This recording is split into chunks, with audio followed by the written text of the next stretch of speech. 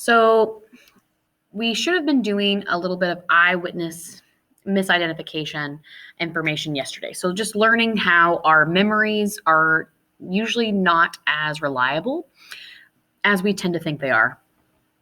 We're going to continue doing that with just a little bit of notes today. Like literally, it's just a couple slides. Just kind of just showing you these graphs that just kind of put it very clearly with the information provided that eyewitness misidentification, so people misidentifying their suspect, happens too much. And being that we now know that, like it's a pretty recent discovery that our memories don't work as good as we thought they did. For a long time, people thought that if you had an eyewitness testimony, a person saw it and could pick out their victim in a pick up their suspect in a lineup. They thought that that was like the best evidence you could possibly have. They're like, oh my gosh, they remember them. That's definitely them. And a lot of times there has been many people, they have been convicted of crimes where the only thing they had against that person was eyewitness testimony. And people just thought that highly of eyewitness testimony. I mean, imagine a woman is on stage, or not stage, is on trial. And she's talking to the court and she is pleading, she's crying about her terrible assault. And she's pointing at the man who's on trial and she's saying, he is the man that did it to me. I remember it exactly. Now, when the jury hears that, they feel for her. They want her to have justice. They believe that her memory is correct because that's just how we kind of feel about all of our memories. We think that our memories are accurate when in fact, as we should have been learning yesterday, is that our memory doesn't record things the way we think it does. It actually can be re-recorded. You can change memories in your head by just rethinking about them, think about them in a different way. You can add stuff into your memories. We can falsely plant memories. They've done that in a lot of psychological studies. And it's easy to do. When you're in a fight or flight situation, so we're in these assault cases, so in these terrible traumatic events in people's lives, when you're in fight or flight, your body shuts down everything in your body that isn't important right then because they're just trying to get away. So one of those things that gets shut down is the way we log memories. Your body isn't trying to log memories. It's not even focusing on it at all because its only goal is to get away. So in knowing that, there's just been a lot of evidence that came out in the past 20 or so years that even if you saw your suspect, you saw your attacker, you saw them for a long period of time, you saw them in bright light, it doesn't mean you will actually remember what they look like later because our brain just does not log information the way we think it does into long term. So let's look at this graph.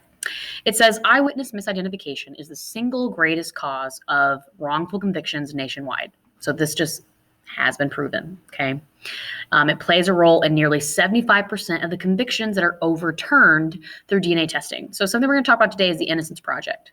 There's other projects like it, but it's the biggest project out there where they are overturning convictions. So they're getting people out of prison, getting people off death row who were convicted and proving that they were not actually guilty through DNA.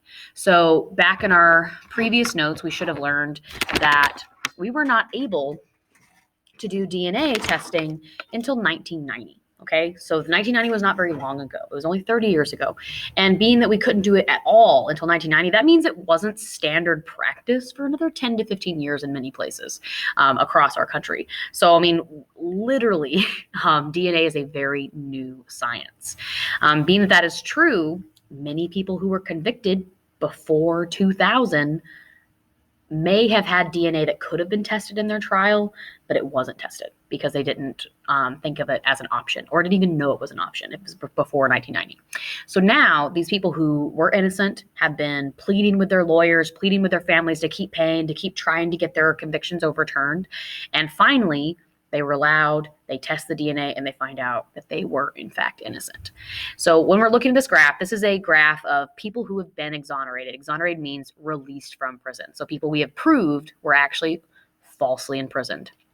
75% of those cases had eyewitness testimony being a big factor in their case, meaning that their eyewitness was there and misidentified them. So they picked them in a lineup, put them either in an actual lineup of people actually in front of you standing, or they picked them in a photo lineup. Either way, they picked the wrong person.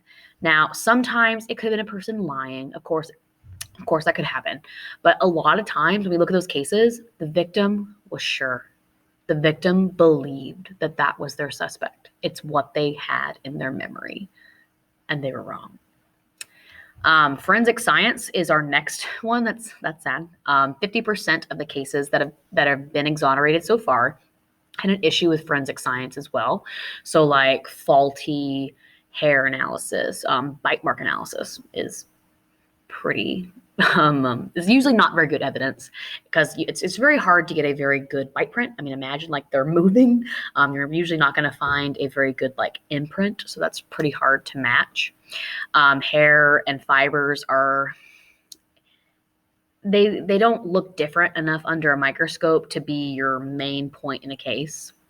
So things like that, and the fact like even blood and DNA testing, because it was so new, it could have been done wrong. So things like that, this forensic science was literally done wrong, and they'll go back and they'll recheck it. They'll have someone else look at the evidence and decide that whoever did it in the first place didn't do a very good job. So that is sad. Hopefully that is stopping happening. Hopefully we are getting better at this, and more people are getting trained. But again, a lot of cases that had already happened are having to be fixed, or having to be relooked at, and people being exonerated from prison. And then we have about 20% having false confessions. Again, that should be going way down as well, because we used to have practices where you could keep a suspect in a room and, drill them and drill them and drill them until they might just be so tired or hungry or, just want to get out of the room that they might just confess. And that's terrible. So they have a lot more standard practices now where they do have to give the suspect breaks. They do have to give them food. They do have to let them rest in between. They do have to be videotaped and recorded. So you can't be having any kind of police brutality anymore with people that you're, what do you call it when you're talking to a suspect? I'm drawing a blank. But that used to happen more. Hopefully that shouldn't be happening as much, where people are falsely confessing. And lastly, the smallest amount says a little under 20% being informants. So it's just like people informing you, saying that they had a tip, they have a tip on who did it, and it ends up being false, which I don't really know how you could stop that happening. Just people do the best you can. Don't turn in someone that you know didn't do it. Now, this next chart just breaks it down in a little bit different way. So the different colors are mistaken witness ID. So meaning the witness, so the eyewitness mistakes who they were. So again, that's eyewitness mistake. Perjury or false accusation, so someone lying and falsely accusing, is in red. False confession is yellow. False or misleading forensic science is in green, so like forensic science being wrong, them looking at the information wrong or doing it wrong. Or official misconduct, so that is actually it's like misconduct on the cop side. So this is from 2019. If we're looking, and it just breaks it down by type of case. So I want to focus on sexual assault and homicide. So for sexual assault and homicide, blue is the highest for sexual assault, and that is mistaken witness ID. So that's false eyewitness testimony. So the eyewitness who was sexually assaulted in her case or in his case picks a person in a lineup or in a paper lineup or photo lineup and picks the wrong person. This is what you're going to see in a lot of cases. So I'm going to actually have y'all do a short research project on the Innocence Project, either into today or tomorrow. I don't remember which day. And you'll find that a lot of the cases where someone was falsely imprisoned was a sexual assault case. And a lot of times in those cases, it's very likely that you will have eyewitness testimony being the issue. Because like I said, a lot of us think our memories work really well when you're in that fight or flight situation, which you would be in if you were in a sexual assault situation. You would be in fight or flight. Your brain is not logging memories the way it normally would. And a lot of times we do not actually remember what our perpetrator looks like unless you knew them already. So you already knew who they were. So that has become an issue. The next highest is perjury or false accusation. Sadly, people are being falsely accused. That should not happen. We should not falsely accuse people of that crime. Okay, but that is another one that is fairly high. And then purple is official misconduct. So that can be so many different things. So I don't know how to go into much detail on that, because it just means that they did something wrong with the evidence, something wrong on the police officer side, the police department, and that could be so many different things that I don't really know how to specify it. Green is pretty small, so bad forensic evidence doesn't happen that much. Like if they do have, a semen sample, so for sexual assault, and they match it through DNA, that's generally going to be right. The only way to do that wrong is like pre-DNA. You could get a blood type from that, so then maybe the blood type matches our suspect, but it still isn't him because it was just blood type. Now, for homicide, I want you to notice the change. Okay, so in homicides, the eyewitness testimony does go down quite a bit. It's still kind of high, but it's just as high as false confessions almost, and just as high as bad forensic science almost. So when someone sees someone get murdered, again, if they're just an eyewitness to a murder, that's a homicide. You may not be in a fight-or-flight syndrome because you are not being murdered. So then you might be able to remember the information better about who you saw murder someone, because maybe you are less afraid. Maybe you just walked in. Maybe you actually knew the person. Maybe in the beginning you were actually fine with it, but then decided to turn them in. So they might just be less afraid, and that could be why their memories are less of an issue there. The highest ones, though, is perjury or false accusations for homicide. So people saying someone else did it so they don't go away for murder. And then again, the official misconduct. Murder is a really, that's our biggest crime. That's it. That's the biggest crime. So police officers and police departments, that is going to be the crimes they want to solve the most. So where are we going to see the biggest official misconduct? Because they want to get the crime solved. They want to have it down in the books that it's solved. In homicide, because that is the one they want to solve the most. That's not good. I think we could all agree that more training needs to be in place to make sure that those things do not occur.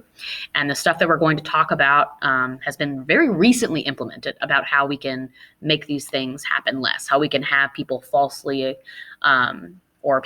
imprisoned a lot less. So just kind of focusing on those two, because you're going to see those two crimes a lot in your Innocence Project, homicide and sexual assault.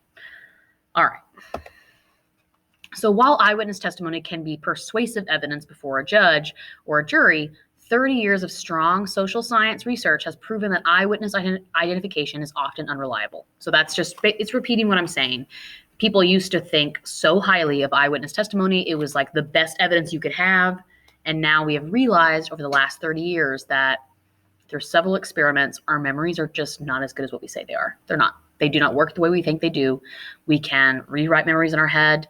We can be shown images of people in a lineup. So like you see this lineup here. If you are shown this lineup of 5 men and then they call you back in to do another lineup, but they repeat some of these men, but only repeat some of them, that's actually making your brain remember them. And then you might remember them from the lineup, but think you remember them from the crime scene.